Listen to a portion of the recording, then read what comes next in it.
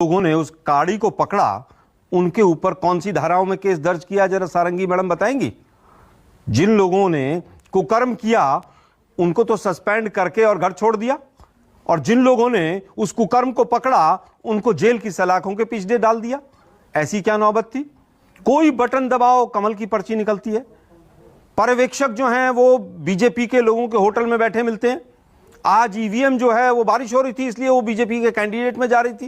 ये सब इत्तेफाक हैं, ये केवल बीजेपी के साथ होते हैं और किसी के साथ नहीं होते हैं। और इलेक्शन कमीशन के ऊपर तमाम लोग कह रहे हैं कि भाई गड़बड़ है, गड़बड़ है, गड़बड़ है। बीजेपी उसके लिए बचाव में खड़ी हो जाती है। आज तो हम सोच रहे थे रविशंकर प्रसाद जी कोई भारी भरकम प्रेस कॉन्फ्रेंस करेंगे, लेकिन ये सारे इत्तेफाक बीजेपी के साथ होते हैं और किसी के साथ नहीं होते हैं। एक ही फेज में 139 ईवीएम खराब हो जाना और खास खास जगह पर जाकर खराब होना, यह भी खास बात है। आप कहते हैं कि साहब मेरे पास 5-6 एग्जाम्पल हैं मानक गुप्ता जी, कौन कौन से, जहां पर कैंडिडेट को 6 वोट मिले, पूरे चुनाव में 6 वोट मिले। उसके अलावा बुलंदशहर का एक मुस्लिम गांव था जिसके अंदर सारी वोट बीजेपी को मिली थी। सुखराम जी के पोते जब चुनाव लड़े 2019 में, उनके पर्सनल गांव में 100 वोट नहीं मिले उनको। मुझे लगता है कि बहुत बड़ा घोटाला है, गड़बड़ है। आप कहते हैं हैकिंग की बात मान लीजिए, ये कर लीजिए। अरे दूर रख के कैसे हैकिंग होगी जब इलेक्शन कमीशन मिला होगा उनके साथ, और कुछ नहीं करने की जरूरत है। इलेक्शन कमीशन ये एक मशीन उठाए दूसरी रख दे, कौन पूछ रहा है? उस पर्ची के ऊपर 4 साइन होते हैं, छोटे छोटे इनिशियल्स होते हैं। अगर उस मशीन को आप बदल दें तो क्या होगा? इलेक्शन कमीशन से 50 लोगों ने आरटीआई लगाई कि कितनी ईवीएम्स ऐसी हैं जो यूज में हैं, कौन कौन सी ईवीएम्स बंगाल में जाएंगी। कभी जवाब नहीं आता है। 2019 के लोकसभा का वीवीपैट की पर्चियों का बिलान आज तक नहीं हुआ है। अभी बिहार का चुनाव हुआ था, हाई कोर्ट के आदेश पर 22 विधानसभाओं की ईवीएम सीज की पड़ी हुई हैं। आज आप भी खिसियानी बिल्ली की तरह, अपराजिता मैडम, आज भी कांग्रेस को ही कोस रहे हैं आप लोग। क्या ईवीएम के वकील आप हैं? क्या इलेक्शन कमीशन की वकील बीजेपी हो गई है? क्यों ना सवाल उठाए जाएं कि जहां पर बीजेपी चौड़े में हार रही होती है, दीवारों पर लिखा होता है कि बीजेपी हार रही है, वहां भी बीजेपी जीत जाती है। ओके, 12 सीट सूरत की गुजरात चुनाव में 12 की 12 बीजेपी जीत गई। लाखों व्यापारी वहां पर सड़क पे खड़ा होकर विरोध कर रहा था, लेकिन 12 की 12 जीत गई। एक और अंतिम बात कहना चाहता हूं मानक जी, इसकी भी जांच होनी चाहिए। ऑब्जर्वर सारे के सारे गुजरात और मध्य प्रदेश से क्यों गए हैं? वेस्ट बंगाल और आसाम की लिस्ट उठाइए, इलेक्शन कमीशन के मैक्सिमम ऑब्जर्वर्स 2 स्टेट से क्यों गए? इलेक्शन कमीशन को विशेष प्यार है क्या इन 2 राज्यों से?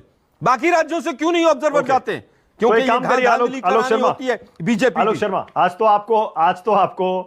आज तो आपको बीजेपी नहीं, मुझे मानक जी आपकी बात पर नहीं, मानक जी मुझे मानक जी आपके एक वाक्य पर मुझे घोर आपत्ति है। आपने कहा आज विपक्ष को मौका मिल गया उठाने का सवाल, ये गलत बात है।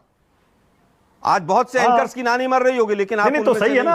अरे लेकिन आप उनमें से नहीं, कोई सवाल उठाएगा मैं खुद उठा रहा हूं, इसलिए कम से कम आप इस तरह के शब्द इस्तेमाल ना करें।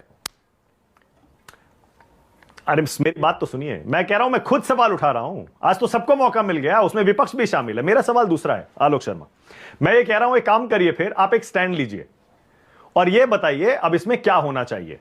या तो ये कहिए कि असम का पूरा चुनाव रद्द होना चाहिए, पूरा चुनाव बैलेट पेपर पे होना चाहिए, या फिर हमेशा हमेशा के लिए ईवीएम्स को ठंडे बस्ते में डालकर और आगे के सारे चुनाव बैलेट पेपर से कराने चाहिए। एक स्टैंड ले लीजिए आलोक शर्मा। देखिए पूरी तरह से हमारे तो पार्टी का रेजोल्यूशन भी था कि बैलेट पेपर से चुनाव होने चाहिए। आप उठाइए कितने लोकल बॉडीज के इलेक्शंस हुए हैं जहां पर बैलेट पेपर से चुनाव हुए हैं, बीजेपी को मुंह की खानी पड़ी है। फरवरी 2017 में उत्तर प्रदेश में विधानसभा में बीजेपी जीती और 3 महीने के बाद सारे लोकल बॉडी चुनाव में हार गई। कारण क्या था? कारण केवल यह था कि ईवीएम की जगह बैलेट पेपर। आपका स्टैंड ले लिया। मानक जी कांग्रेस का पुराना स्टैंड है, बैलेट पेपर से चुनाव होना चाहिए। बीजेपी की चोरी यहां पकड़ी जा रही है इलेक्शन कमीशन की। जिन 4 लोगों के खिलाफ आपने जिन लोगों को कहा कि हमने इनको सस्पेंड कर दिया, उनके खिलाफ मुकदमा दर्ज करके उनको अरेस्ट क्यों नहीं किया गया? अगर अरेस्ट करेंगे तो बीजेपी की विधायक जो वहां पर चुनाव लड़ रहा है उसकी सारी कारस्तानी सामने आ जाएगी। इसलिए उनके खिलाफ मुकदमा नहीं हुआ, उनको अरेस्ट नहीं किया गया और ना ही करेंगे। केवल सस्पेंड करके 2 महीने बाद बहाली का नोटिस आ जाएगा और कुछ नहीं होगा उसके खिलाफ। ठीक है, उम्मीदवार उस चुनाव में खड़ा हुआ है, उसकी गाड़ी में ईवीएम मिल रही है जिसमें वोट पड़ा हुआ है उस चुनाव का। आप कह रहे हैं इस पर हाई तौबा नहीं होनी चाहिए?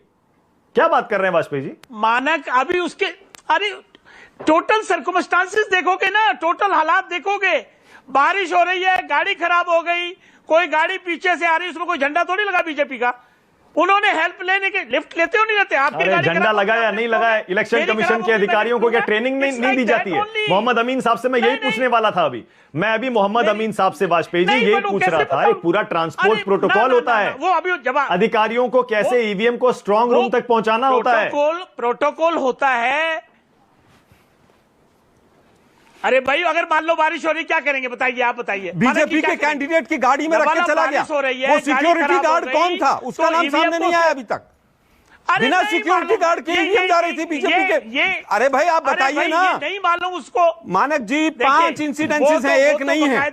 जमुना मुख गाड़ी सीज की गई है, जमुना मुख नाम बता रहा हूं मैं, काली गांव। अल्लाह बचा रहे हो। पूरी ईवीएम जब गायब हो गई, वहां पर हंगामा हुआ तो ईवीएम प्रकट हुई दोबारा से वापस। 10 मामले इलीगल ट्रांसपोर्टेशन ऑफ ईवीएम के केवल असम में आए हैं सेकंड फेज में। शर्म नहीं आ रही जिन लोगों को जो आज डिफेंड कर रहे हैं इलेक्शन कमीशन को? वो कहें ना कि जो सिक्योरिटी गार्ड जिसकी ड्यूटी थी उसको सस्पेंड किया जाए। क्यों नहीं कहेंगे आप? नहीं कहेंगे आप लोग, आपके अंदर हिम्मत नहीं है, क्योंकि आप 2 नंबर से जीतते हैं। आप लोग जनता की आंखों में धूल डाल रहे हैं। पूरी तरह से आप इलेक्शन कमीशन को कब्जे में लेकर बैठे हुए हैं। 10 मामले इलीगल ट्रांसपोर्टेशन के आ रहे हैं और यहाँ पर हंस रहे हैं, मुस्कुरा रहे हैं। भारत का लोकतंत्र गड्ढे में पहुंचा दिया आप जैसे लोगों ने। है हमारे आप। अरे भाई मैं 5 एग्जाम्पल दे रहा हूं आपको, मेरे पास लिस्ट है कहां कहां पर ये माल फंक्शनिंग हुई है।